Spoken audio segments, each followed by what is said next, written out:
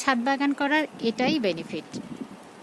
এই টানা বৃষ্টিতে বাজারে যেতে ইচ্ছে করে না, একেবারেই কাদা, এটা সেটা চপচপে ভেজা, তো ভালো লাগে না। তো বাসায় যদি আপনার সেই খাবারটা থাকে তাহলে এর চেয়ে বড় নিয়ম আর কি হতে পারে।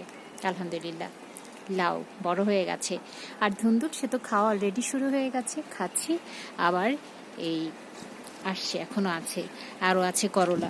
এবার আমি অবশ্য খুব একটা গাছ লাগাইনি, সবজির গাছ, করলা লাগিয়েছিলাম। আর আগে উচ্ছে খেয়েছিলাম, সেটা বাসা হয়েছিল, সেই কিচেন ওয়েস্ট ফালার পর সেইখান থেকে চারা উঠে সেখানে কিন্তু এবার উচ্ছে চলে এসেছে।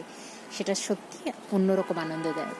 আর ধুন্দুল যদি দেখাই, এখানে এই যে কি সুন্দর একেবারে শামিয়ানার মতো এটা হয়েছে, দেখে ভীষণ ভালো লাগছে।